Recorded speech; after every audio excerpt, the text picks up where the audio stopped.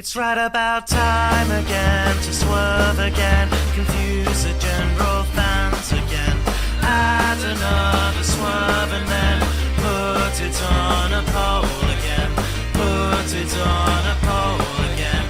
Put it on the poll again. And our square to quad. Hello everybody and welcome to this live edition of The Swerve. Here I am, 10 o'clock, sitting in my house in beautiful Broomfield, Colorado. I know on the East Coast it's midnight, but I used to live on the East Coast, so I know that midnight is just the beginning of your day. I hope you're tuning in live tonight because I have so much to talk about. The wrestling world has been in a whirlwind since Sunday night. I have written nonstop Sunday, Monday, and Tuesday. Now it's the opportunity to talk to you live, to take a look at what's happened over the last 3 days, with today really being the period at the end of the sentence when the ratings came in from last night's Monday Night Raw. So there's a lot to talk about. I have the greatest announcer in the history of WCW on this show tonight, and take nothing away from Jim Ross. When I think of JR, I think of JR as a WWE guy because I worked with him at the WWE. When it comes to WCW, the greatest announcer, hands down, my good friend Tony Schiavone. You all know Tony. He very rarely does interviews these days, but I've got him here on The Swerve. We're going to hear from him a little later on. Also, I got a huge surprise for you. My son Will is a musician, and he's in from out of town, and in a few minutes, he's going to play an original song for you that he wrote called New Radio. He's going to play that in a few minutes, and as an extra added bonus, Will's going to come back at the end of the show. I'm going to interview my own son because Will used to work at TNA. He was a productions assistant. He worked in the trenches in the television part of TNA. You want to know what the real guys were thinking about Hogan and Bischoff and Dixie Carter, the meat and potatoes of TNA wrestling, the guys in the television department that made it all happen? My son Will was there. And I told him, I said, listen, bro, you're a Russo. You can't hold anything back. When we go on this show live tonight and I ask you the questions, you got to deliver the truth. You got to be honest, with the brand. You don't lie to the brand. You tell the brand the truth.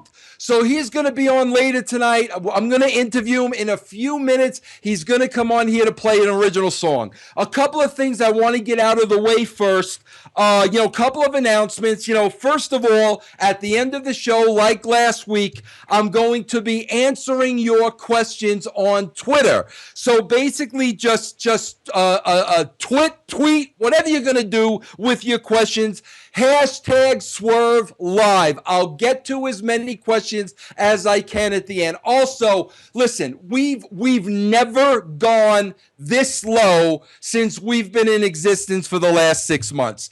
During this broadcast tonight, you can join the brand. You can become a VIP member, and you know everything that goes with that. If you really want to see how Raw should be booked, well, for the VIP members, for the brand, I book my own version of Raw every Monday night that's exclusive to you. So you will have my version, then you can see what unfolds on Monday night, and you can make the decision of who had the better show, Vince Russo or the WWE creative team. But tonight only, one night only, during this broadcast, $1.99 introductory offer. $1.99. That's less than 50 cents a week. What can you possibly buy for 50 cents a week? You can't even get a pack of gum for 50 cents a week. Gum is 79 cents. It's not 50 cents. But that's only during this broadcast.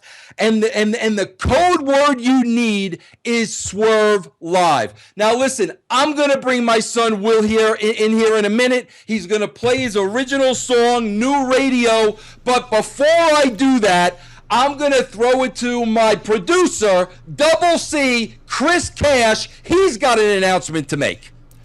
Guys, as we get ready for Will to do his original song, just want to make a quick announcement. I told you I'd give you some more details about the Road to 1,000. It's a promotional campaign that we're kicking off probably next week officially, but I want to go ahead and let you in on it a little bit now. I'm going to give you the full details as soon as Will is done with his original song, but the Road to 1,000 is very simple, guys. We're trying to get to 1,000 members for the brand.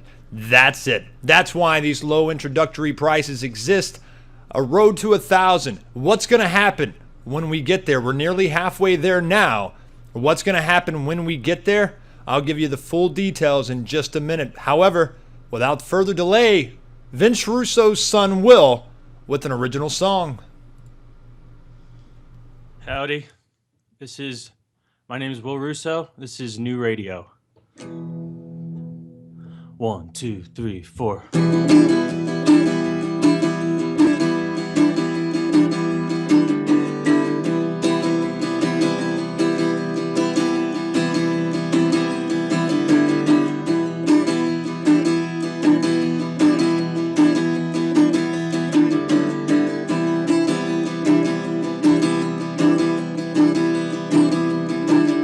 Stop. Telling lies to the children.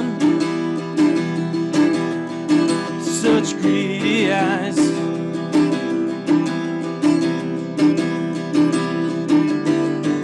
Growing up to the sounds of machines. Our time is lost and found again in this dream.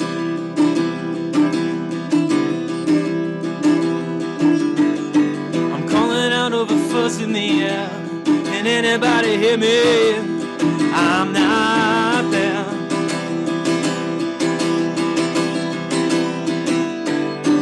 This is the sound of the new radio. This is the sound of the new radio.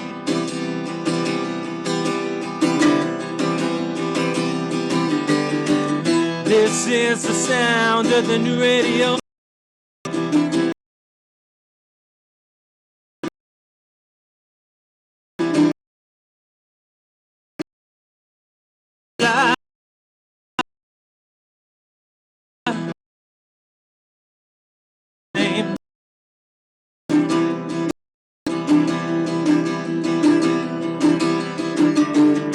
Ideas are flowing, what can this mean? The world looks so much better on my screen.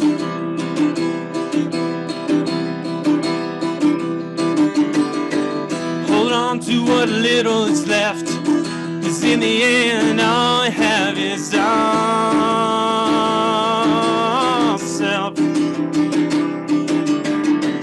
This is the sound of the new radio. This is the sound of the new radio.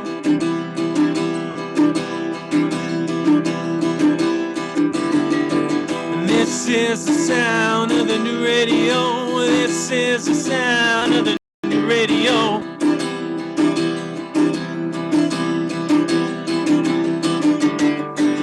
This is the sound of the new radio. This is the sound of the radio. This is the Hashtag Swerve Live. Let us know what you thought of Will. And of course, you'll be hearing from him later on in an interview. He worked for TNA. Father interviews son. Vince will interview Will. He'll be back a little bit later on. As we said, hashtag Swerve Live to let us know what you thought about Will and his song New Radio. I thought it was incredible. Vince, where does he get his talent from, man? Bro, listen, obviously the kid gets his talent from his father because, listen, I can sing, I can rap, I can do all that. So I could play guitar, I could play drums, I just don't like to show off. So obviously the kid, Chris, gets his talent from his father, Vince Russo. And Chris, listen, I want to tell you this, okay? You don't hear from people in wrestling in the production trenches, the real people that work behind the scenes, the people that count. You know, bro, the production team at WWE, led by the brilliant Kevin Dunn, Adam Panucci, great guys over there. You never hear what these guys really think. Will worked as a production assistant during the height of Eric Bischoff and Hulk Hogan in TNA. We're going to talk about the real chatter that took place behind the scenes with the guys in the trenches, the guys that counted in the company. We're also going to talk about Dixie Carter's role when it came to the production of television.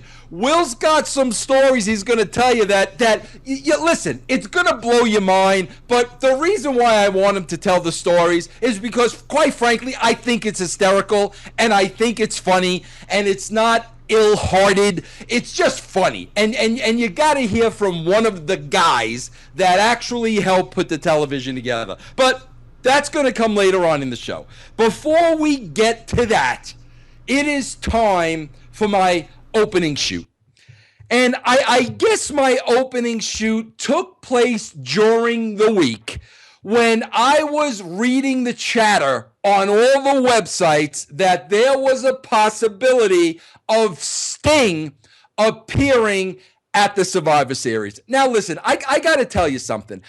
Having worked inside of the wrestling business, you know, as far as rumors and this guy showing up and that guy showing up and this and that, listen, I don't get into that because I know when I worked in the industry, we didn't appreciate that. You know, we wanted to surprise the fans. We wanted to pop the fans. So even if I have inside information, even if I talk to Sting the night before, I'm not going to tell you about it. I still want you as a fan to be surprised. So you're not going to read about those things on Pyro and Ballyhoo. I don't believe in those things. I believe in the fans still being surprised. So, you know, I'm reading about this just like you guys are reading about this, and I'm thinking, you know what?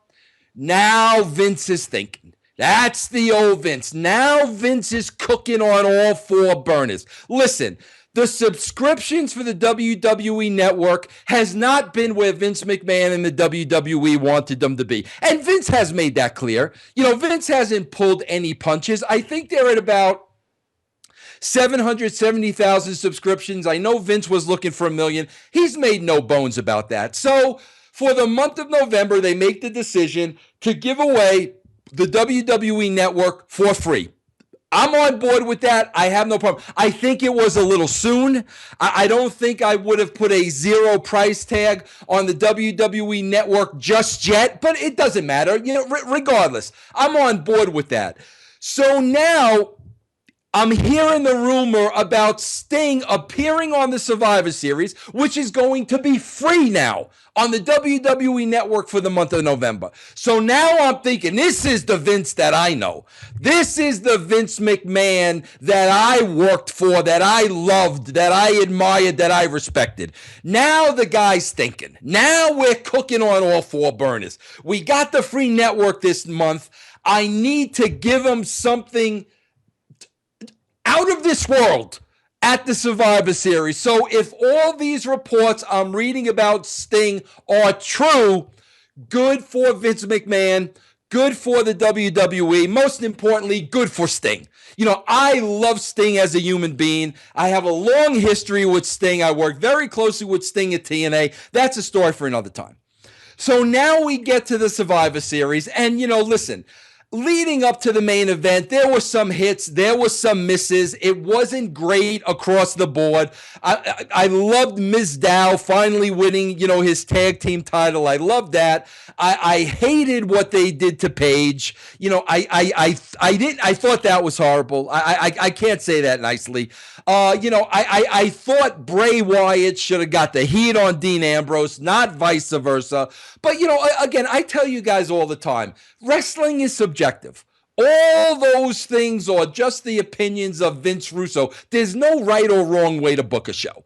Those are my opinions when it comes to create. So I'm okay with all that. Finally, we come to the main event. And listen, even though I wasn't happy with a lot of the people in the main event, and I think I made that clear, the turn of the big show on Cena was a nice surprise. That unbelievable comeback by Dolph Ziggler. Nobody forget what Dolph Ziggler did at the Survivor Series. Nobody forget it, because that made Dolph Ziggler. So the main event, I was very happy with, very pleased with the pieces in place. They did everything they possibly could do for that match. Kudos to them. I enjoyed the match. Then finally, at the end of the show, as somebody that's been in that seat and written hundreds of these shows, I could feel the momentum building, and I knew this is building for Sting. The way they're building this thing, he's coming. This is it. 15 years in the making of Sting never being in the WWE. The only guy that's never been in the WWE. They set it up beautifully. Triple it. Beautiful finish. Whoever was the agent of that match, that was a Pat Patterson masterpiece. Then finally, the music. The video, boom, here comes the stinger. I went to bed that night. The first thing I did, I'll be honest with you. The first thing I did was I emailed Stinger. And I said, Steve, I wish when I worked with you at WCW and at TNA, I could have given you an entrance like that. I said, that is what you deserved. I'm thrilled to death for you, the WWE, everybody involved. The use of Sting was done to perfection. That night, immediately after the Survivor Series, I give a podcast, I put it over. Then I start writing my blog on pyroandballyhoo.com. I thank Vince. Dear Vince, thank you. I put it over like $1 million. But I got to tell you, when I'm done writing, when I finally go lay down on the couch on Sunday night about 2 o'clock in the morning, as a writer, now it starts kicking in. And what starts kicking in is, okay, how is the WWE going to follow this up? Tonight was absolutely tremendous, but tomorrow is more important than what they did tonight. Reason being is real simple. The way the Survivor Series ended with Sting, the fight to see what Sting does. No question about it. When Survivor Series ended, everyone and their mother and Uncle Harry and Aunt Lucy and Cousin Lil, everybody was tuning in to watch Raw. You know why? Because the WWE did their job. Vince McMahon, creative, Triple H, whoever was involved, they did their job. They set the table for the following day of Raw. So all day, WWE Universe, if you've ever watched a wrestling show, if you've ever seen Sting, everybody's waiting for this show Monday night. Everybody's waiting for this show Monday night. And I have to tell you, I'm just going by the track record of the last 6 months. I'm not feeling confident. I want to feel confident. I know how important this is to the WWE. I know how important it is to the wrestling world, to everybody involved in wrestling. Jeff Jarrett's GFW, Lucha Underground, everybody out there. This is huge. This is the moment that could get professional wrestling back on track. There was so much riding on what is the WWE going to do to follow this up. And like I said, looking at the track record the last 6 months, I didn't feel good about it. But I'm going to remain confident. I'm gonna hope they do the best they can. Now, again, for the VIPs and the brand, I wrote my Raw earlier in the morning, and I had Vince involved, and I had Triple H involved, I had Sting involved, I had Action involved. I laid out the storyline. If Vince Russo was there, this is what I would do. You're going to get millions of viewers to tune into this show. This is what I would do to keep them there. This is what I would do to build my audience. So I'm watching Raw, and, Triple H, Stephanie go out. They cut a great promo. They always cut a great promo. Then Daniel Bryan comes out. Now I'm thinking, all right, a surprise on top of a surprise. Daniel Bryan, this is great. The WWE is now starting to get it. I'm excited about this. I'm feeling good about this. Then they go to commercial break. They come back with Daniel Bryan, which I thought was good. You're not going to turn the channel on Daniel Bryan. You haven't seen him on WWE TV for some time now. You're not going to turn the channel on the guy. So I thought it was great that they held Daniel Bryan through the break, okay? Now, all of a sudden, Daniel Bryan starts laying out the matches for the night. This was the first red flag. Because the matches that Daniel Bryan was laying out had nothing to do with what happened on the Survivor Series last night. It was almost as if the Survivor Series never happened. Because basically, when I sat down and I wrote my Raw, I wrote it continuity based. This is what happened on the Survivor Series. This is logically what would happen the next night. That's how you write television. The matches that creative gave Daniel Bryan, they didn't make any sense. Those weren't the matches that should have been booked. So now I'm starting to get that little tightness in my stomach. I feel the ball slipping away a little bit. These matches that are being booked are not the right matches. They're not following up the Survivor Series. But I still got an open mind. I'm still okay with this. Then basically what happens 40 minutes into the show. 40 minutes. The show started at 8 o'clock Eastern. At 8:40, there was a scene in the back where Vince confronted Stephanie and Triple H. The three of them got in his limo and left the building. 8:40, the show, you just told all these millions of people that tuned in wanting to see Sting, wanting to see a Sting and Triple H confrontation, you just told them 40 minutes into this show, Sting is not going to be on this show. Triple H is not going to be on this show. We are not going to follow up on the angle at the end of the Survivor Series last night. That is what you told the audience at 8:40 at night. At that point, I know, based on my experience, based on how ratings work, I know it's over. Everything you achieved on Sunday night to pull those people in, which you did a tremendous job doing, within the first 40 minutes of Raw, you've now succeeded in driving those same fans away. I don't know what the ratings are at that time. I don't know what people are doing in front of their television shows, in front of their television sets. But after 23 years in the wrestling business, I know the patterns. I know when you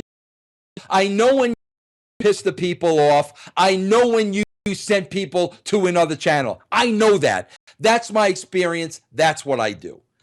So today, the ratings come in for Monday Night Raw. The first hour of Raw drew 4,734,000 viewers. Let me repeat that. 4,734,000 viewers tuned in to watch Raw. That was 22% up from last week's show. Listen, guys, in the ratings world, a 22% increase in 1 week, 22 of the people watching TV found out about our show and they're watching it. An astronomical number. At 8:40, Triple H leaves the building. The second hour of Raw drew 3,992,000 people. They lost almost 750,000 viewers from the first hour to the second hour. Once they told you, if you tuned in to see Sting, ain't gonna happen. If you tuned in to see something with Triple H and Sting, not gonna happen. Hey, there's no reason to watch this show anymore. Go watch Monday Night Football. Go watch the show with the nerds, Big Bang Theory, whatever they call the thing. There's no need to watch the show anymore. 750,000 viewers they lost in 1 hour.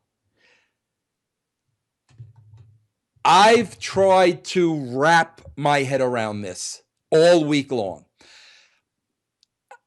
I would have to think that a plan was put in place for the WWE beforehand.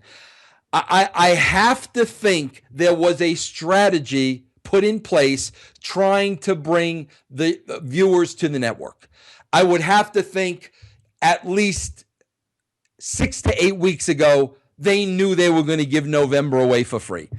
I have to believe they knew they were going to give the Survivor Series away for free. I have to believe there was some kind of plan in place at least the last 2 weeks to pay this off with Sting. If this was then, I give them more credit than I really should. If they came up with the Sting idea in the last 2 weeks or the last week or the last day, I don't know what they were thinking. The ace was in the back pocket all along to pull it out when you needed it most. It was obvious it was a Survivor Series because you're giving it away for free. So I would have to think this plan was put in place. Here's what I can't wrap my head around. What is the discussion in creative with Vince McMahon, with Stephanie, with Triple H, when they make the decision and they have that conversation that we're going to pop Sting on Sunday night on a free Survivor Series. We're going to build a huge audience for the next night. We're going to set the table for the next night. And on Monday morning, we're going to put Sting in a plane and we're going to send him home.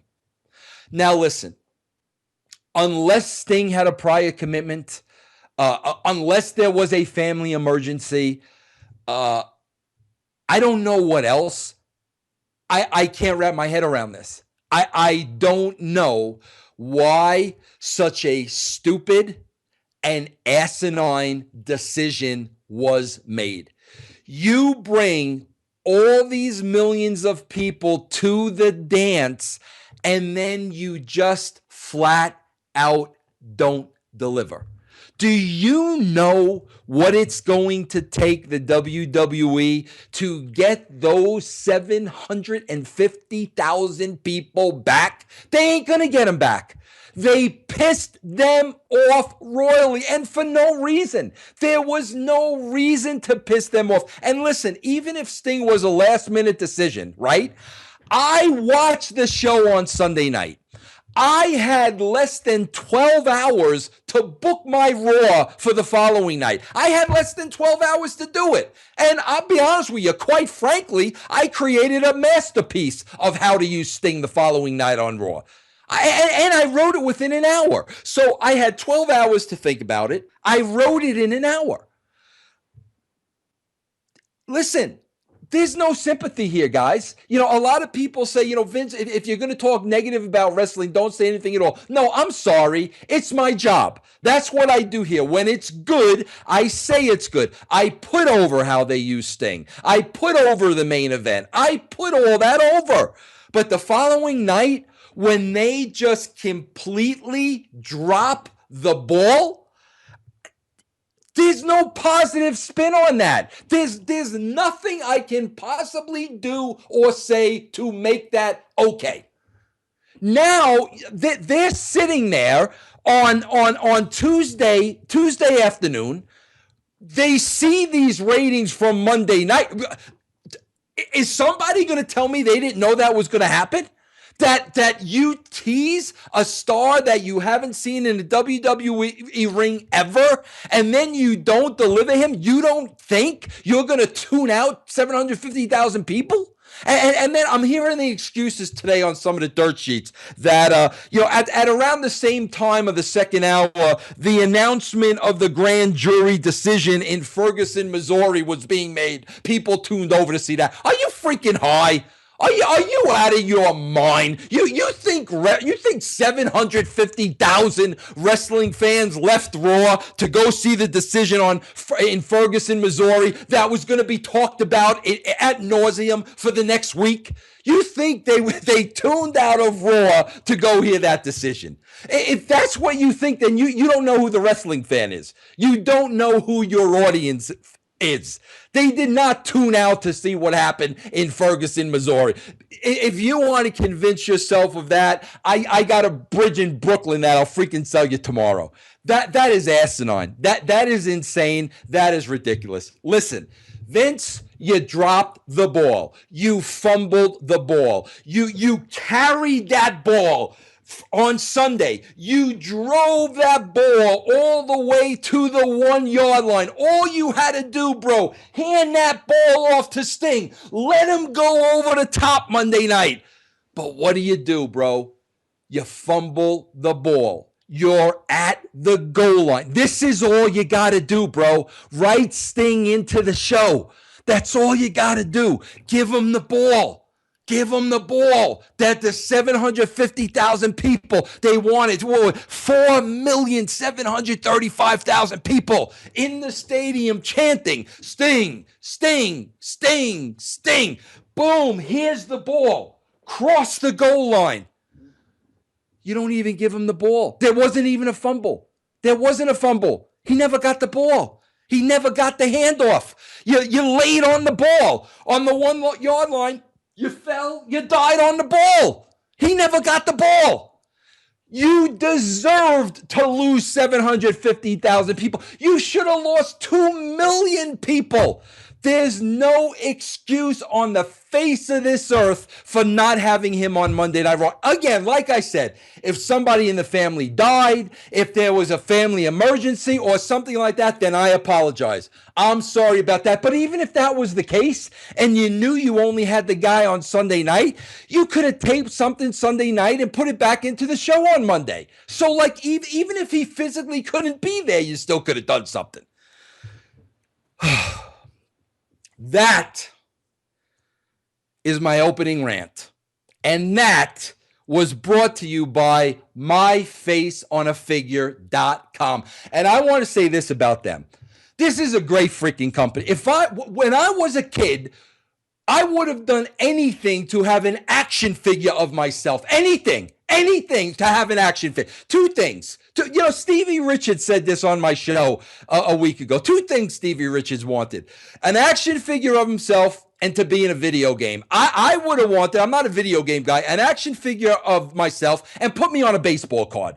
My life would have been made. But there was no myfaceonafigure.com when I was a kid. All you got to do is send them a snapshot of your face. It's right over here on the screen. You can see it. You send them a snapshot of face. You tell them what you want to be.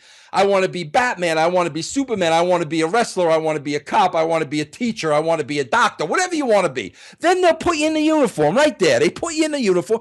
Then they let you design your own packaging. soup to nuts. In the mail, you get a action figure of yourself. Listen, bro, I'm a huge action figure mark. Here, Fred Flintstone. He's sitting on my desk over here. I got action figures everywhere. Here, look, Batman. If I could have had one of myself, I would have been all over this, myfaceonafigure.com. Christmas is coming. This is the best gift you could get anybody. And listen, we are going to be back with the Swerve and back with Tony Schiavone right after this message. The Swerve is brought to you by myfaceonafigure.com, where you can literally become your own action figure. Look, if you're a collector of wrestling figures, this is a no-brainer. Bring yourself to life in the wrestling world and go up against some of the biggest names in the business. And of course, Christmas is coming up. Surprise your friend or loved ones with their very own figure from myfaceonafigure.com. That's myfaceonafigure.com. Tell them Vince Russo sent you. Quickly, because I know he doesn't have a lot of time, because I thought he was busy when he was in wrestling. Now that he's outside of wrestling, he's doing 3 times the amount of work that he did when he was in wrestling. I'm going to say the same thing I said to my VIP members. When you talk about professional wrestling in the last 50 years, in my opinion, you talk about foreign ounces. You talk about Gordon Soley, you talk about Lance Russell, you talk about Jim Ross, and you talk about my friend Tony Schiavone, but far and away the greatest voice in WCW, far and away, taking nothing away from Jim Ross. I think of JR more of a WWE guy because I worked with him. WCW, far and away the greatest announcer in its history. And Tony, thanks for joining us today in the Swerve. Vince, thanks for having me. It's great talking to you again. Longtime friends, and we don't talk enough. We really don't. We really don't, Tony. And you are one of my favorite people, Tony, because you're a real guy. And Tony, you're a nice guy. And one thing I've always said, Tony, is it's hard for nice guys to make a living in the wrestling business. It just is, because you're surrounded by a lot of people that aren't so nice. Not everybody, but a lot of people aren't so nice. And like, Tony, one of the things that boggles my mind as I read your history is you get so much heat from so many different areas for just basically doing your job at the end of the day. Yeah. Yeah, but that's. I guess there's been a lot out there on the internet about me and what type of person I am, and I mean, let's face it, the internet, boy, that's a bastion of truth. Absolutely. Yeah. I only question what kind of a person you are, Tony, because I see the Georgia Bulldog logo behind your shoulder, but that's another story for another time. Tony, that's our passion. Now, Tony, I want you to clarify this to everybody, okay? You and I just did our VIP interview. We talked about everything for about an hour. I told you I was going to save something special for the Swerve. Now, Tony, I have not smartened you up or told you anything about what we were going to talk about for the next 30 minutes, did I? No. Okay. Tony, Tony, we are going to make wrestling history here. Oh man, we used to do that every night. No, this is Tony. This is bigger than the both of us. Bigger than the both of us. Okay. Right. Now, Tony, it's 15 years. This has gone down in wrestling folklore. This is almost, Tony, like Paul Bunyan and the Blue Ox Babe. It started as, just another show, just another segment on another show. That's it, Tony. And it's blossomed into this, I don't even know what, 15 years later, when everybody is still talking about. Now, Tony, do you kind of know what road I'm going down here? Yeah, I think so. All right. I think it's the one thing that our names have been linked to on the internet since that time. Okay, now, Tony, I want to start at the very beginning. Now, Tony, listen, a couple of things. I didn't prep you for this. Tony, you and I have not talked about this at all, like Okay. in detail, obviously not in public, Right. at all. Tony, that infamous day literally lead to the death of WCW. That was the beginning of the end, putting the belt on Arquette. Mm-hmm. That led to me killing the company. Tony, can you take us back to that day from your memory, what you can remember, starting with, if you can remember, the original production meeting that day? Okay. My memory is not so good. It really isn't. I mean, I get a lot of tweets, and I appreciate all the people who follow me on Twitter. I get a lot of tweets who ask me, "What did you think about?" There was one tweet. When apparently a fan climbed a cage during a Piper Hogan match or something? Want to know if that fan was a work or a shoot or? And I tweeted him back. I said, "I don't even know what you're talking about. We did so much stuff I don't remember, but I do remember that production day, and I remember the meeting, and I remember you talking about the match, and you have to walk me through this. You adjourned the production meeting, and I was sitting to your right, and I sat there, and I remember thinking, of all the crazy shit that we've done, why don't we? I'm thinking to myself now, what would be wrong with putting the belt on Arquette? And I sit there and I looked at you, and you looked at me, and you went, "What?" I said, "Nothing." And you said, "What do you think?" And you're thinking something. I said, "Yes, I am." And I don't know if I said, "Why don't we put the belt on Arquette?" Or if you said, "Are you thinking we should put the belt on Arquette?" And I said, "Hell yeah, I'd do it." But I remember sitting there and you and I talked about it, and you said, "I'll get it back with you," or something, and that's what I remember. Wait, what was the last thing you said, Tony? Because you broke up. Okay.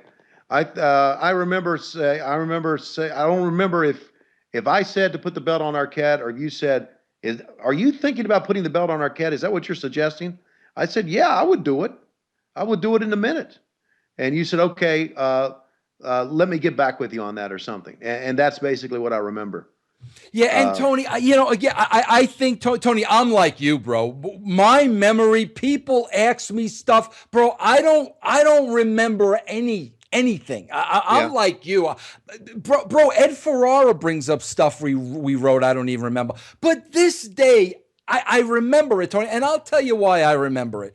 I was so off the wall with ideas and wanting to do everything outside of the box, whatever was different, whatever could get people talking about WCW at the time. And I remember, like you said, we had the production meeting. Whether I adjourned it, whether it was over, I don't think that's important.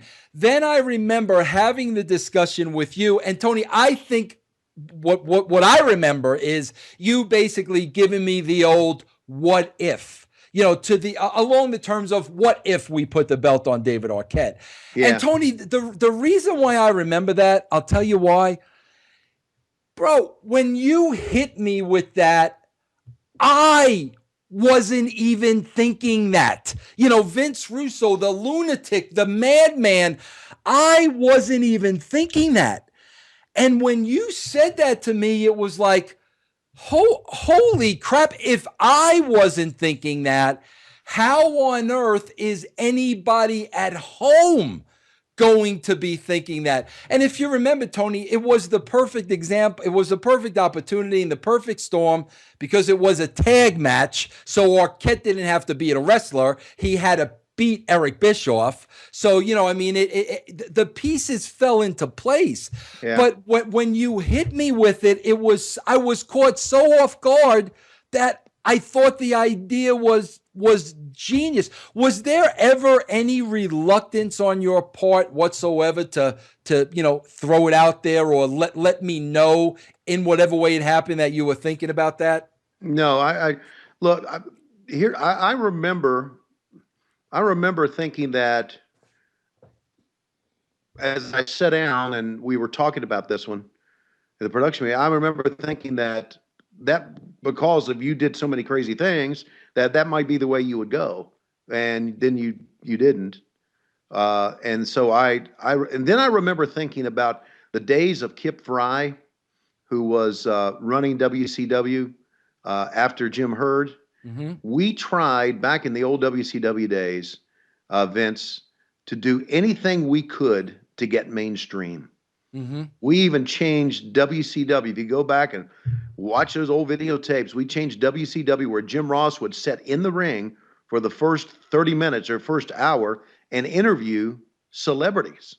We were so desperate for celebrities, we put Dave Casper on there.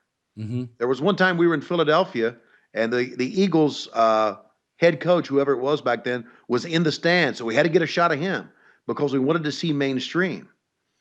So I remember thinking, man, we've got an actor here who we can make something of. How mainstream can you get? And then the very next night or the next week, I can't remember, and we had a video of Courtney Cox and Kurt Russell. Yep. And him. It was tremendous. It was so funny because Courtney Cox said, "David's the world heavyweight champion," and Kurt Russell just laughed. And I remember seeing that, thinking, that's pretty damn mainstream. Tony, do you remember who else was in that? Who else was in that video that was the hottest actor at the time? I don't. I'm sorry. Kevin Costner. Okay. Yeah, Kevin Costner, who was on fire at the time. And the amazing thing was, Tony, the three of them, think about the four of them, Kurt Russell, Courtney, whatchamacallit, I'd say, Kevin Costner. Think about what their salaries were combined. The four of them did that pre-tape for WCW. How about that? Gratis for nothing. How about that? Yeah. And we would have, back in the Kip Fry era, we would have paid him millions of dollars to do that. Tony, here's the part that annoys me. I'll tell you what part annoys me, and then I want to just talk to you a little bit more about this because I know you have I know you got a game to do today. But here's what really bothers me more than anything, Tony, is when I said to you, "I'll get back to you." What I did at that point was I brought all the key people back into the room. I know Eric was one of them, the agents. I don't know if Keith was in there or not, but I know Jimmy Hart was in there. There was at least 10 people I brought in, and I said to them, listen, I got to throw this out there because Tony Schiavone just caught me totally off guard. He threw this idea at me. I wasn't thinking about this, and if I'm not thinking about this, and bro, everybody there green lighted the idea, thought it was a great idea. Nobody will see that coming. Yeah, he's got to pin Eric and not a wrestler. I mean, everyone agreed with the idea. But, the 15 years that followed, nobody was involved in this idea or this decision but Vince Russo. Yeah, right. Well, take the blame, Vince. I still blame you. No, I can't remember who said something to me about it. I'm not going to give a name, but it was backstage. And someone said, this was after the fact. Someone said, that really hurt the business. It hurt the credibility of the business. And I remember saying, the credibility of the business? The credibility of the business? Stop it. We're entertainment. That's what we are. And we just had Courtney Cox and Kurt Russell and do an open of our show for us. God, it Tony, didn't hurt the credibility why of the do you business. think, I'm sorry, Tony, I'm sorry to interrupt you. What were you saying? It didn't hurt I don't think it hurt the credibility of the business. I don't think it hurt the credibility of the world heavyweight title. I thought it was kind of fun. And I apologize.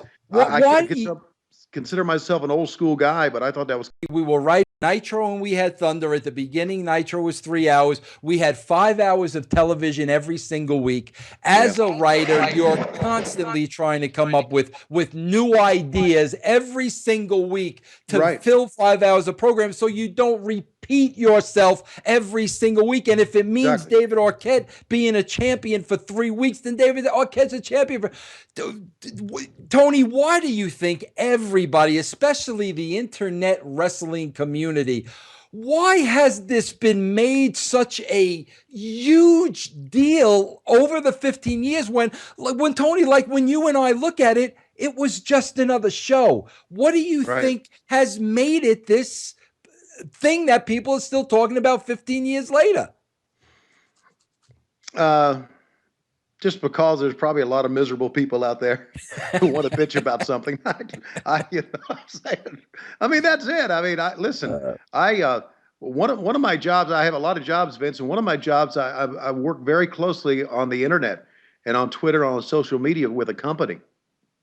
And man, there are a lot of bitter people out there, buddy. Whew. I mean, a lot of bitter, scary people who, when they get behind a keyboard, really come out. You know what I'm saying? Yeah. So that's it. They just want to bitch about something. Let them bitch. Well, Tony, I just want to clarify this too, and I don't think I need to clarify this to you because I think you know, but I want to clarify it to everybody. You know, Tony, I write a column now on WrestleZone.com, so a lot of people get to read, you know, things that I write. They have a huge fan base. And, you know, I recently told this story on there, and I told this Tony Schiavone part of it, right? And, you know, so off of that interview, somebody interviewed Eric and asked Eric about it. And basically Eric's comment was that, you know, he had never heard that before. And, you know, he kind of laughed that, oh, okay, so now Vince Russo is trying to throw Tony Schiavone under the bus for that idea. Tony, I want to make one thing perfectly clear with you here. Okay. In my 23 years of wrestling, Tony, that idea was far and away one of the best ideas that anybody ever gave to me. I stand behind it 15 years later. I think it was genius. I thank God that you had the Spaldings to tell me where somebody else might have even been afraid to pitch it. And I'm so grateful for that idea. No doubt in my mind it was the right thing. And I put you over to nauseam for that idea. And I just want to make sure that you understand that. Okay. Well, I just want to say I appreciate you throwing my ass under the bus. Listen, Tony, before you go, I know you have a presence on social media. Can you just, you know, tell everybody out there where they could get a hold of Tony? I know when I brought up that you were coming on this show, everybody was so excited because we don't see or hear from you that much. Can you tell everybody out there in social media how to get a hold of you if they wish to do so? I can, Vince. It's Tony Schiavone 24 on Twitter. That's Tony Schiavone, SCHIAVONE, the number 24 on Twitter. I'm not on Facebook anymore. I had Facebook, and it just kept getting junky and kept getting all this stuff, and people wanted me to play games. And I kind of used Facebook only to let my family, who was my family in Virginia, my family up in New Jersey, see our grandkids' pictures. So I really didn't use that as far as getting in touch with fans, but Tony Schiavone 24 on Twitter is where I am, and have a lot of followers, have a lot of people who say very nice things about me, and I really appreciate it. I appreciate them being wrestling fans and watching us, and some of them are critical. Some of them are downright mean, but you know, there's that old block button that I certainly enjoy hitting. Isn't the block button fun? Sometimes just block. Tony, I love the block button. Tony, I got to ask you one last question. Tony, I sit here and I write all day now. Somehow or another, I become a professional blogger. So I write about everything every single day.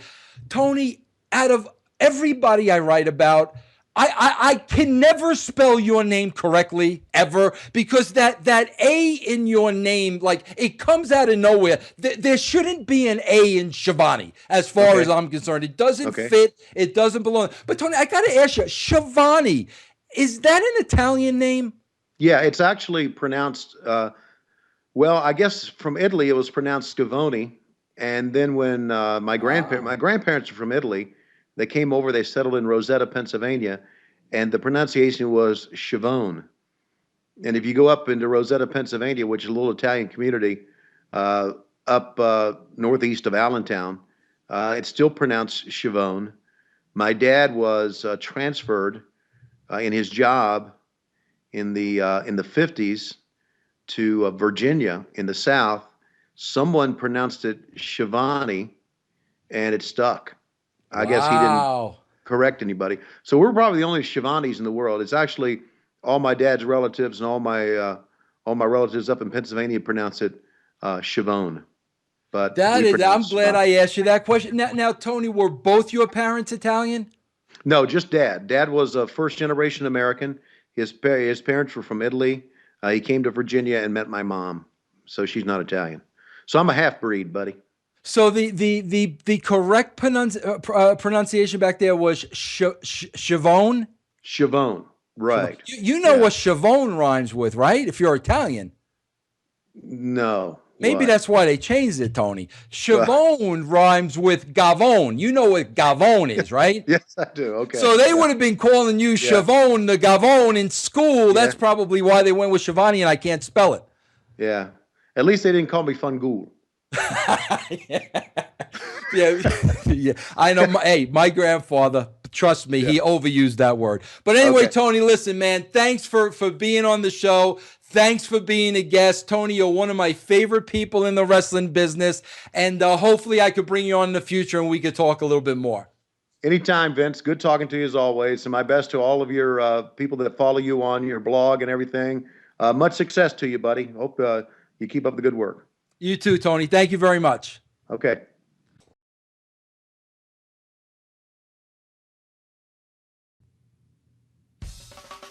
The Swerve is brought to you by MyFaceOnAFigure.com, where you can literally become your own action figure. Look, if you're a collector of wrestling figures, this is a no-brainer. Bring yourself to life in the wrestling world and go up against some of the biggest names in the business. And of course, Christmas is coming up. Surprise your friend or loved ones with their very own figure from MyFaceOnAFigure.com. That's MyFaceOnAFigure.com. Tell them Vince Russo sent you.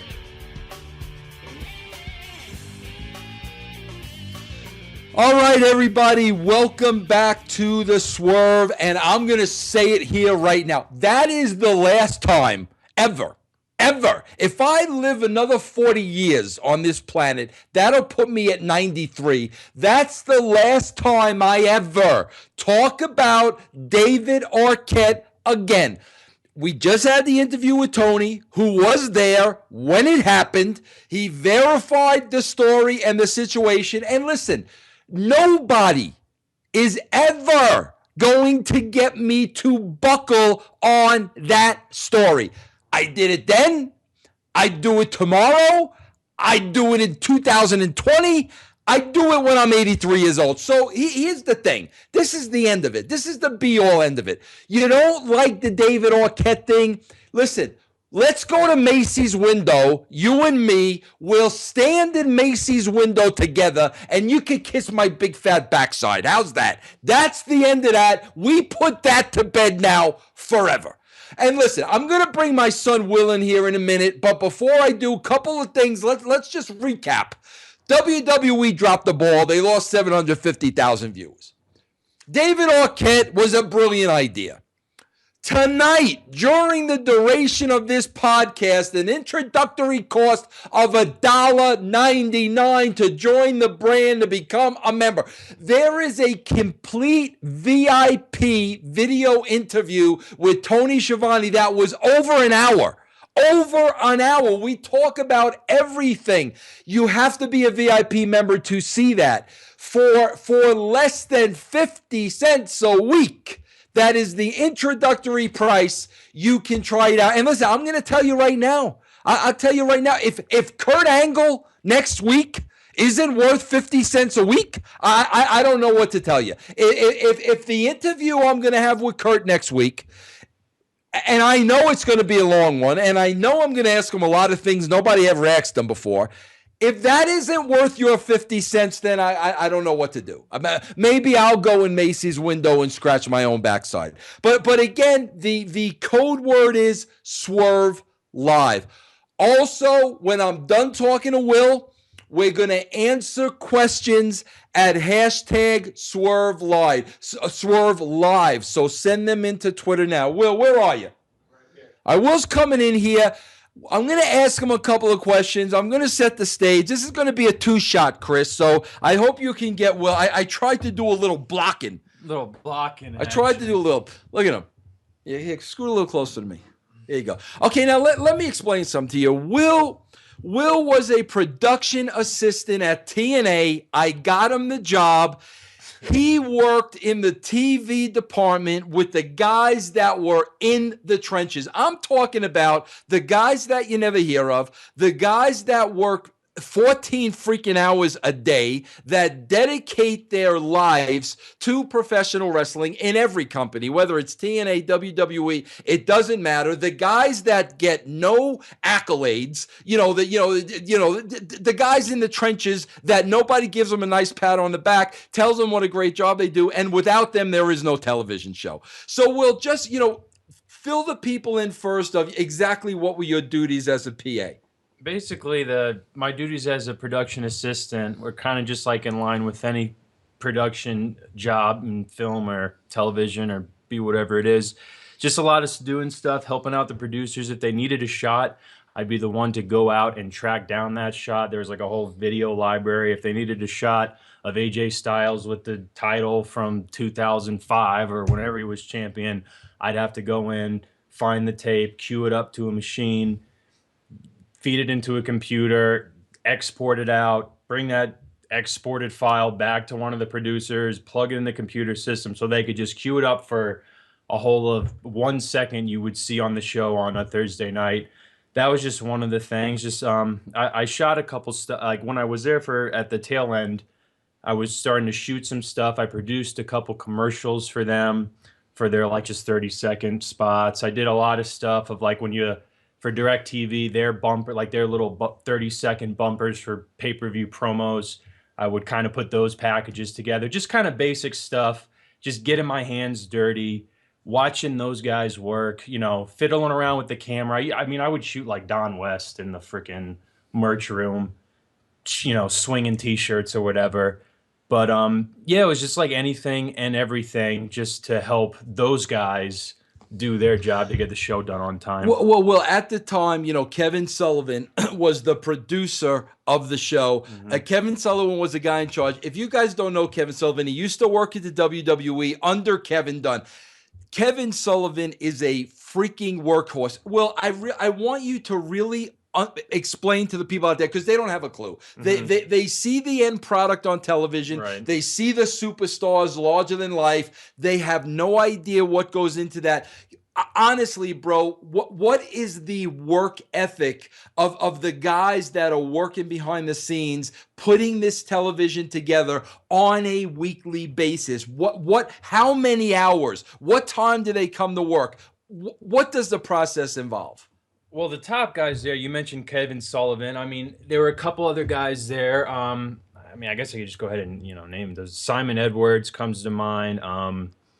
Who was Jay, their audio guy. Zahadi came in and he produced like the big packages. But the guys who were there every day, Brian Edwards was another one. Stu, I want to give like a shout out to these guys in case they see it. Eric was another guy. But these are the names you don't know. But the work ethic, to get back to the question, was it was just insane. I mean, these guys have been doing it for years, so they kind of had it down to a science. But it would just go from Monday morning, we'd kind of come in for a preliminary meeting, and he'd lay out the itinerary of like what we needed to do for the week with, this pay-per-view's coming up, this show's coming up. We need to do this. And that it would kind of stem from that. And it would just go from Monday, we kind of get kicking around 10, go to 6 or 7. Same kind of deal Tuesday. I mean, go a little bit later, maybe like 6:37. I mean, these guys had it down pat. I mean, they were just beasts. They've been doing it for years, and they just knew the structure so well.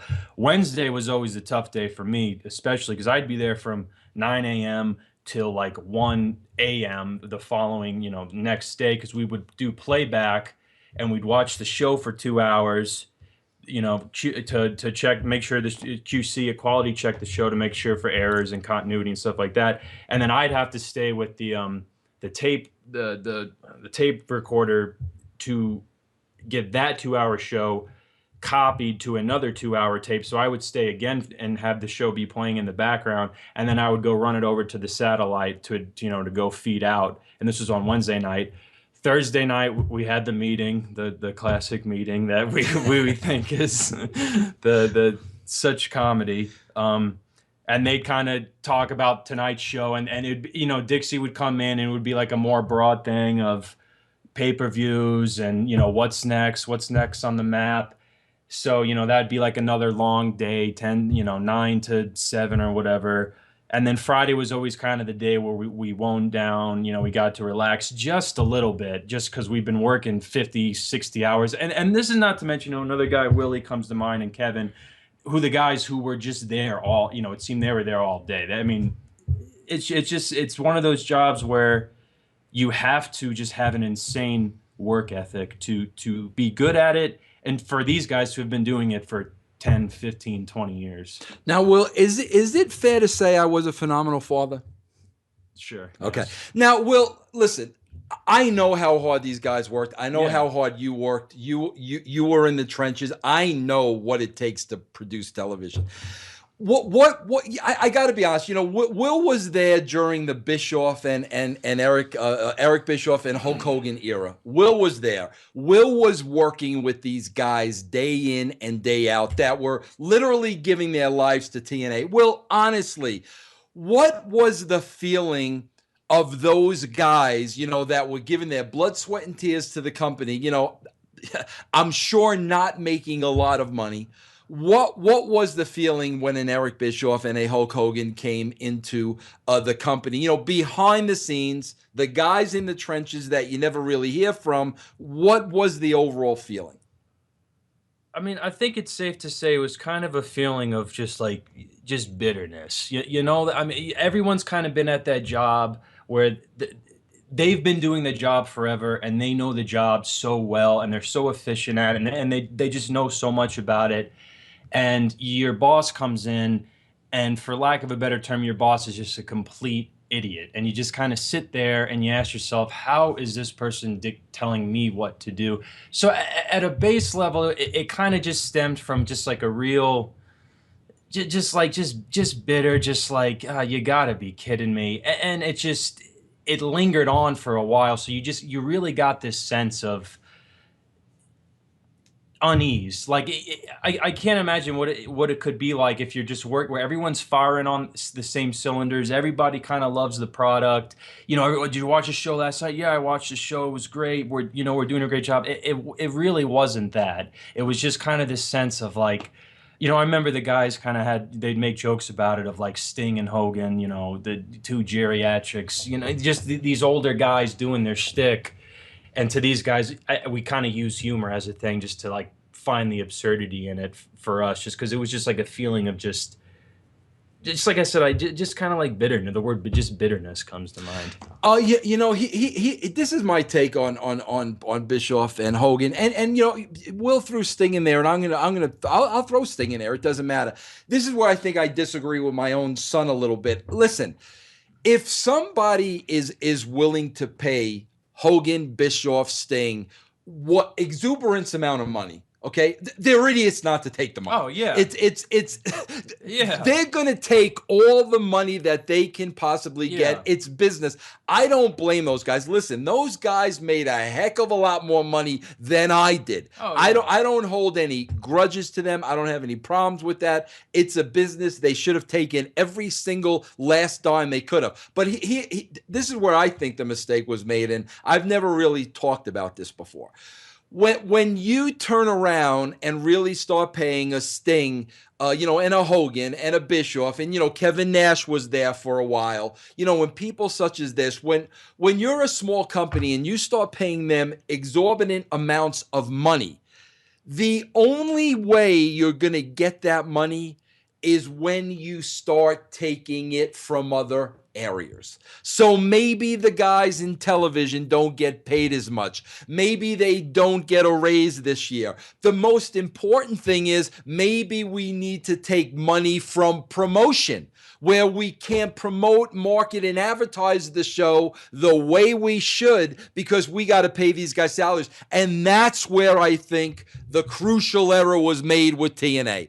When they brought Bischoff and Hogan in, listen, these guys tried as hard as they could. I'm not going to take anything away from them. They had no idea what they were getting into. I tried to tell Eric on many occasions, but these guys honestly believe they could have turned that company around, and they couldn't. But the mistake that was made was that in order to pay them, I know we took money from advertising, from marketing, and part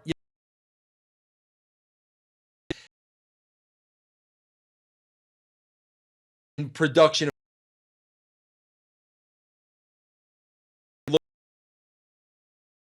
over TV, because I know, bro, you guys basically, Dixie was up on the, I think on the second floor, the fourth floor.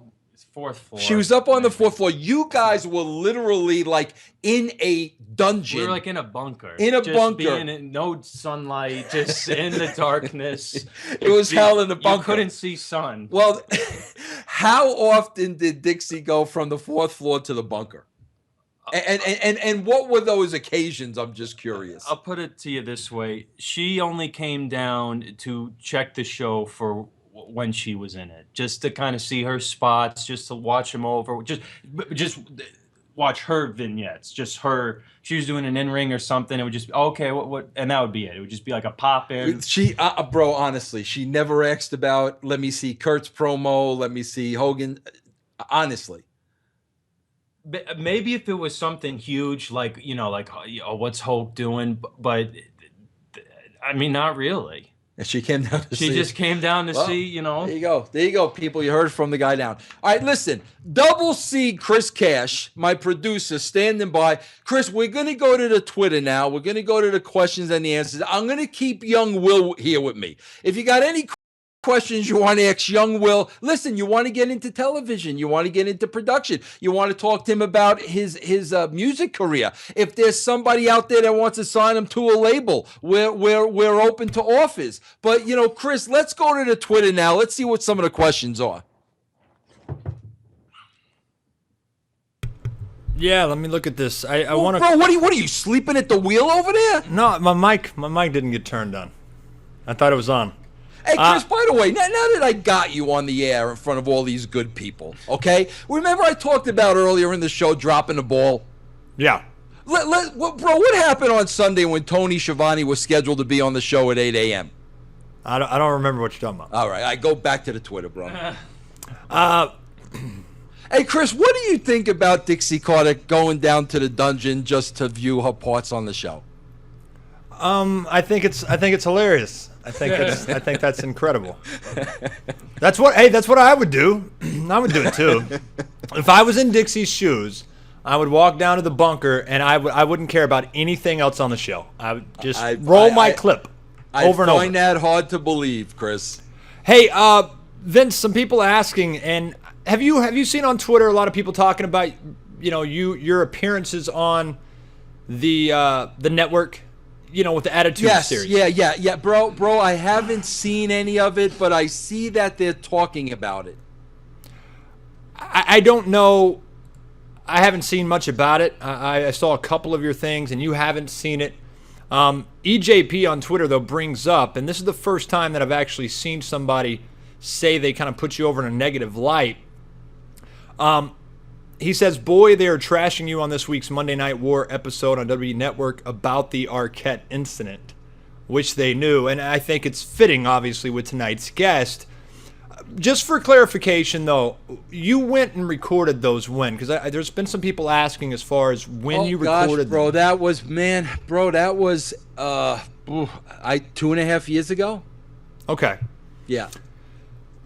You'll have to watch them. I'm curious to your thoughts. Obviously, most of it hasn't been negative from what I've heard, but if tonight was or whatever they aired it, I'm curious to. Bro, here's the funny thing, bro. Somebody sent me a clip of that tonight, Chris, And, bro, I couldn't hear the audio for some reason, but I saw Tommy Dreamer in that clip. Okay? And, bro, listen, I'm going to say this right here, right now. I don't know what Tommy Dreamer said, but if the negativity is coming from Tommy Dreamer, remember what I said earlier about Macy's window? Yeah. That goes for Tommy Dreamer, too. So are there any questions out there, bro? Get in here. Yeah, Brett Solberg wants to know, is there anything that you would change about the way you booked Bill Goldberg during his tenure in WCW? Absolutely, bro, because the idea was that he had done everything as a babyface. He had this, unbeaten streak that was phenomenal. There was no place to go with him other than to become a heel. Bill Goldberg did not want to be a heel, and I should have known that if he didn't want to be a heel, it wasn't going to work. But I tried to write it that way anyway, knowing that Bill Goldberg didn't feel it. He wasn't on board with it. I shouldn't have done it. Bro, he didn't want to be a heel. I should have never tried to force it. I should have tried to figure out something else for Bill Goldberg. That is 1,000% on me for the people that love to say I don't like to take responsibility for anything. Guys, get your question in. Hashtag Swerve Live. TJ Light, this is a good one for both of you. Would you rather be a vampire or a werewolf? Well, I'm thinking vampire. I don't really have a gut reason why, but vampire sounds better than werewolf. I'm thinking vampire just because I used to, bro. Chris, I used to watch True Blood when it first came out. I watched like the first 2 seasons, bro. Then it got like freaking erotica, like crazy orgies. I didn't know what was going on anymore. But the female vampires in there, that would make me want to be a vampire. Yeah. Jason asked, Will, what's it like to have Vince Russo as a dad? Were you a wrestling fan? Say that again, Chris? What's it like to have Vince Russo as a dad? Were you a wrestling fan? What's it like to have Vince Russo as a dad? Were you a wrestling fan? I wasn't like the kid wrestling fan. I kind of grew up around it, I guess, in the mid 90s. It kind of had, it had something to do with him. But I was a general fan of the show at the Attitude Era. I was probably in 6th or 7th grade, and I was a fan of the show. Regardless of him being my dad or not. I mean, obviously that lent to it. But all my friends marked out. They watched the show, every week, and they would talk to me about it all the time. And then I would, around that time, from '97 to '99, kind of early 2000, I was watching it, WWE. And that kind of was my crux as a fan. I mean, I wasn't a fan kind of growing up, and now I don't watch the show at all anymore. So it kind of just was that era where a lot more people were interested. I was interested too, as it was like I said, I was in 6th or 7th grade. Having Vince Russo Put me over. as a father is amazing. He's a great guy. He's an intelligent man. He's a great writer. He's as you could see, I got my musical skills from him. I got some of my writing All right, skills. this is Chris, he's not done. Yeah. To the D. Tenacious D. He introduced me to South Park. We'd watch, De Niro, the classics. So I got that to thank him for. Hey, before we get to the last question, I've got a question for you, Will, because I work with your dad now every day, right? I'm sure he puts me over all the time. Yeah. I hear this too soon. I have to repeat it. Oh, yeah, okay. There's 2 things there. I didn't think that you couldn't hear me. So, well, I work with your dad every day now. And, talk to him probably 3-4 times a day, too many.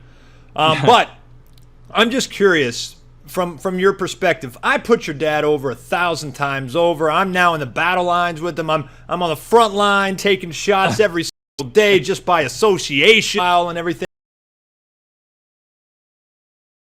It probably doesn't trickle down too much to you, but I'm curious as far as how you perceive kind of the perception of your father. And I know you've obviously heard plenty and you've read plenty, But I'm just curious. I mean, how do you respond to the critics and everything, knowing your dad personally, obviously? I mean, to the critics, I always just kind of think it's a joke. I mean, it's hard for me to, I said to him today, like he says a lot how the ratings speak for themselves, the facts kind of speak for themselves. So kind of, I was telling him when he had that interview with the WCW guy, where I was like, when this guy's kind of bashing you or whatever he's doing, and he's naysaying you, but when you work there, did what you did, and with stuff that just like a David Arquette or whatever there is out there about it. I don't even really process that because I just I know what he's done. So like with the negativity, at least it doesn't really feed into me. Yeah. But did I answer your question? Yeah, no, absolutely. I agree. I kind of just don't even give it merit, like it's too negative, it's too silly and absurd, and it's just like, all right, whatever. But a lot of my friends and people who grew up with me and grew up kind of around him, we just all think it's hilarious. I mean, it's an absurd kind of business to be in, but as you could see, he's quite the character, so we get a good many laughs out of it. And quick plug, by the way, Will. I mean, now that I have you on here, I've got to say, guys, I know they're in the archives somewhere. Go way back in the time machine on Pyro. Will is a incredible writer. I remember when we were first launching the website, Vince sent over about a dozen articles that he had written, 2 of which I believe were from. I remember this one vividly for 2 reasons.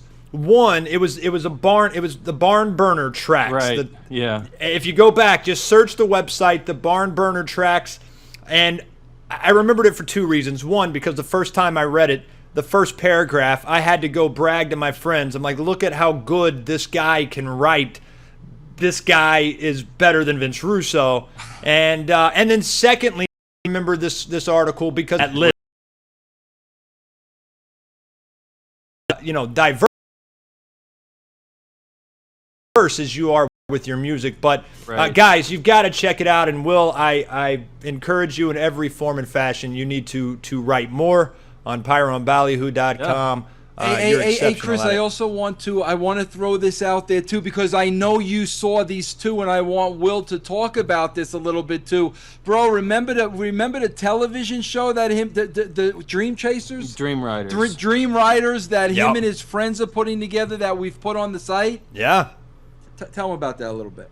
The concept of the show, or kind of where we're at with it? Just the concept, a little bit of both. Well, the concept of the show initially was a good friend of mine from high school. We played in a band together, and we didn't speak for about 10 years. And, like I said, I was at TNA in Nashville. I moved back to Atlanta, so I kind of was mining around for some production work because I flat out couldn't really find any. And I knew him as kind of like a production guy. We played music together.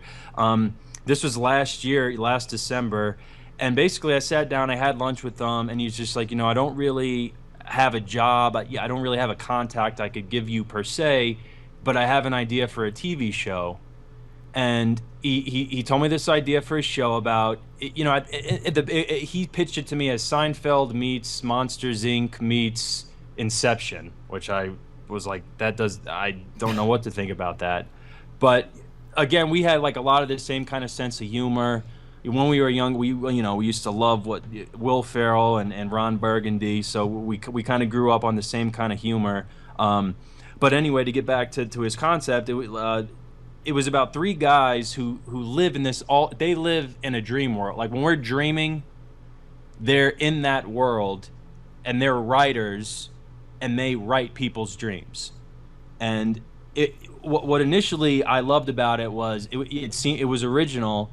And secondly, it was one of those things where anything could happen. We could do a show where there's a dolphin race and Johnny Depp is riding on top of a dolphin if we felt like it. It kind of was out there with like the Adult Swim absurd kind of vein that I am interested in. So that was about a year ago, and then he sent me scripts because he wrote about 3 short scripts, and I looked at the pilot script, which was about maybe 10, 12 pages, and he had the 3 male characters and working at their job. And basically over the past year we've been putting a lot of time into turning that concept. You could see it on the website. It's hashtag Dreamwriters TV if you want to see some of the clips as well, of turning that base idea into a 10-minute, which was going to be a 10-minute webisode, which and we've reworked this stuff. And like I said, it's 3 guys now living in the real world. Think of it as kind of like Men in Black. They work at this kind of like super secret building where just all this crazy stuff goes on. They write people's dreams every night. There's a whole science to it. We developed a bunch of supporting characters. We developed the building, the character arcs, the story arcs. I mean, we spent a lot of time on it. So now we're just kind of in that sweet spot of really making it happen, and we're on the cusp of that. And we're just kind of 2015. We're really going to be doing a lot of work with that. I do encourage everybody to go check that out. I watched every teaser video that was posted on pyroandballyhoo.com. It was also incredible. And Vince, before we get out of here, I want to put over the special one more time and just announce the details a little bit behind the road to 1,000. As most people are probably aware, running a website like pyroandballyhoo.com, especially if you're trying to make a living out of it, like Vince is doing, blogging every single day, doing multiple podcasts a week, interviews, of course, the Swerve Live now. We're about to start a fantasy booking thing. There's so much that we're trying to do for pyroandballyhoo.com, but more specifically the brand.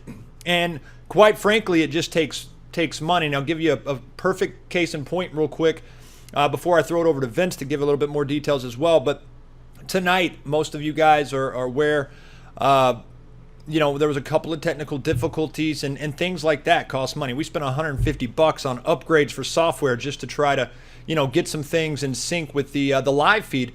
And doing this stuff does take money, of course.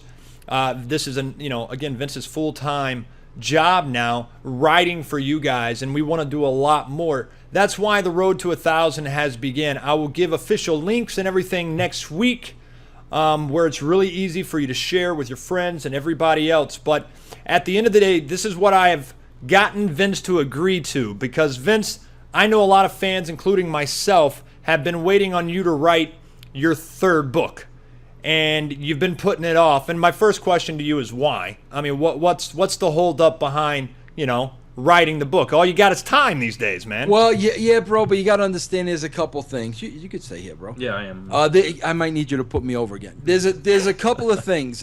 First of all, I was literally in WCW for 9 months. I was in the WWE, bro, for less than 5 years. So those books were fairly easy to write. Bro, I put in over a decade at TNA.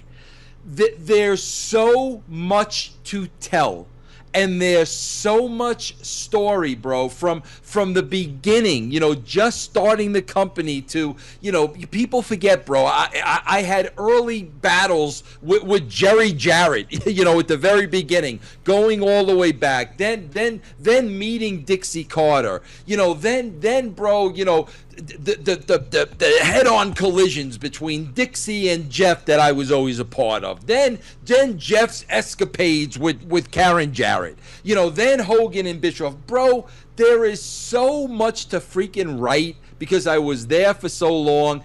It's going to be twice the size of my other books. That's number one. Number two, Chris, is, like you said, bro, with Pyro and Ballyhoo, bro, I write every single day. Every day I get up, I write for the free site, I write for the VIP site, I write for WrestleZone, .com. constantly writing. So, again, bro, like, there's so much in that TNA book. it's going to take a while to write. I mean, I'm just being honest with you. So many things happen, bro, that people don't know about, that people don't have a clue about. You know, Will and I actually wrote a script, and it was basically more or less a parody of TNA, you know, and it was called Belle of the Brawl. And it's hysterical, bro. It's hysterical. It's a hysterical screenplay. Just writing that screenplay took us almost a year. So, you know, doing the TNA book, bro, is something that, I mean, I really would have to hunker down and do. But Chris, you know, if it's worth its while, I will commit to doing that. So what I got him to agree to is the road to 1,000. At the end of this thing, we're trying to get to 1,000 members. We're nearly halfway there. The brand is continuing to grow from all accounts. The feedback that we're getting, that I'm personally getting, and that I see with analytics, people seem to be enjoying it as well. We've got lifetime members, from what I can tell. At least that's what they are saying. And if you want to go find some of those members, you can do so on Twitter. And what I have come up with basically is a timeline between now and WrestleMania next year for us to get to 1,000. And at which point, if we get to 1,000 time frame, Vince has agreed to start the process of his third book. And with that, for the brand comes exclusive documenting of this process. And I envision it this way: weekly updates, you know, basically video updates. I'll quiz him. We'll talk about it. I'll push him. I'll hold him accountable. You'll hold him accountable. We'll be with Vince every step of the way as he's writing his third book. Then additionally, throughout this process, which will take months, I'm sure, we'll also have chapter reveals and sneak peeks and things like that as well. And I think it'll be great. And here's the kicker, if that's not enough. If you're a paying subscriber and if you're a member of the brand during this process, and once the book is completed, Vince and I have decided, and I don't think this is going to change, do a digital release of this book. We may release some limited hardback copies, but we're going to be doing digital only, most likely, with this book. It'll be a little different than most of them out there.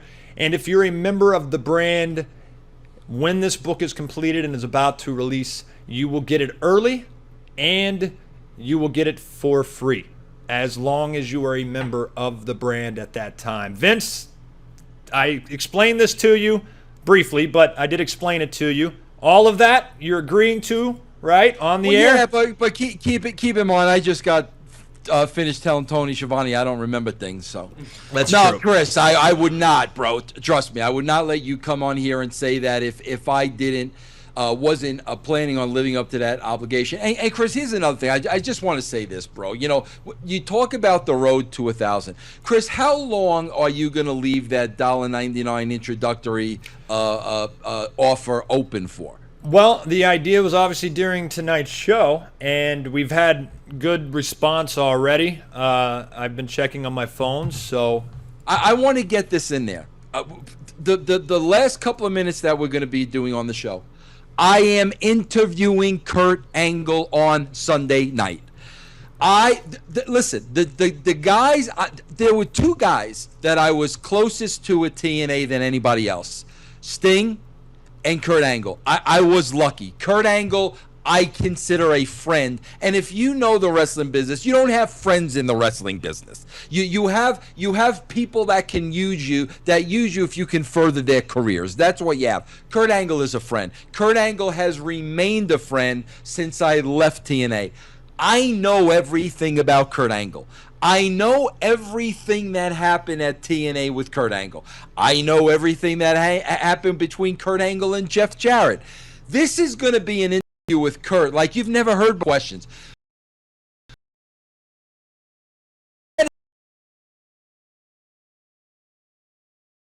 Is not worth $1.99. I don't even know what to say, bro. If it's not worth $1.99, I don't even know what to say. Then, bro, here's another one I'm excited about. Because, bro, this is why I'm excited about it. You don't see this guy anywhere. I had to track him down. I had to use my name to convince him to do the show because he doesn't do anything anymore. Bro, 2 weeks from now, King Kong Bundy's coming on the show. Bro, if you're a wrestling fan and you're not like, King Kong Bundy is an icon. In my opinion, King Kong Bundy is up there with freaking Hulk Hogan. There's never been another guy like King Kong Bundy in the business. Bundy doesn't do interviews. He's coming on the show because I got a relationship with Bundy. So, again, bro, Mark Merrow is coming on the week after that. Merrow doesn't do much. I talked to Shane Douglas the other day. The franchise is coming on the show. Yeah, bro, listen, I'm not an outsider jabron, interviewing these guys. I worked with these guys. I know their struggles. I know their successes. When I interview these guys, you get the real freaking interview. It's like you said today, bro.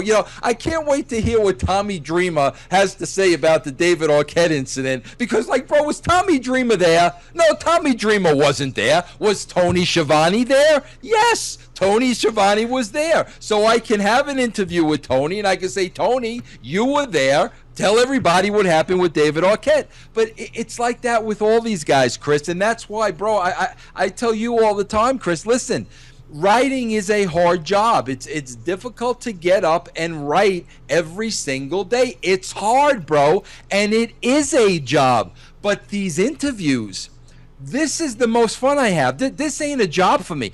I can talk to these people all day long because I'm really interested in their careers and I'm interested in them as human beings.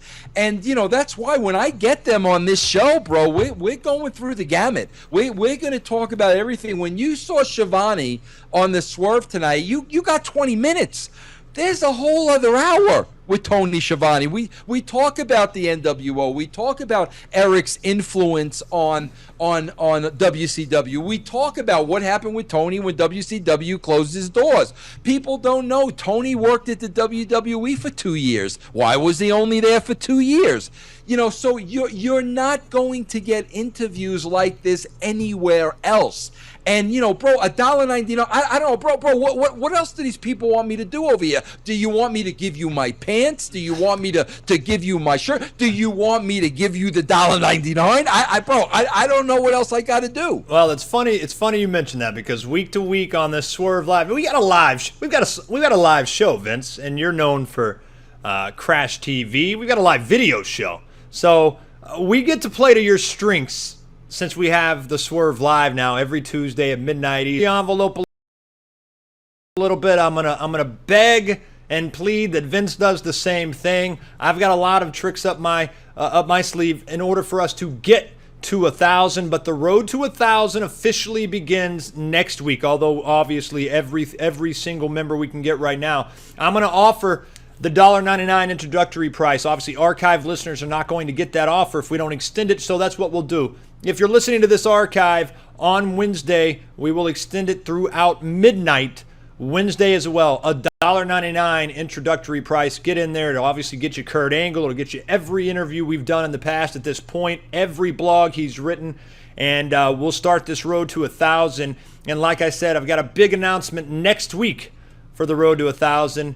And I just have to convince Vince of it. He doesn't know about it yet. So, Vince, get us out of here, man. Good show.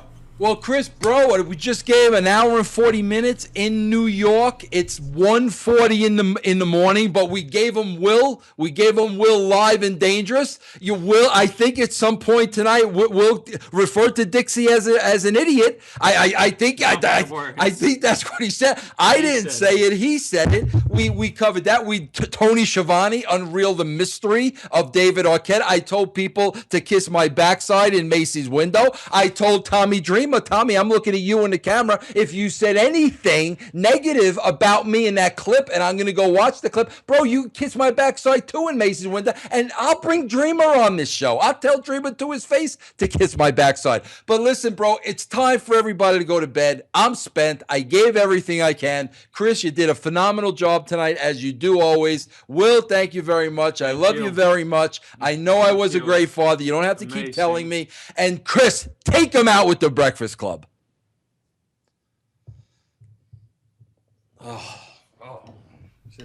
It's right about time again to swerve again, confuse the general fans again. Add another swerve and then put it on a poll again. Put it on a poll again. Put it on the poll again. And our square to quad is gonna get emotional as I wait to overbook the damn cards. I guess I'm losing confidence in my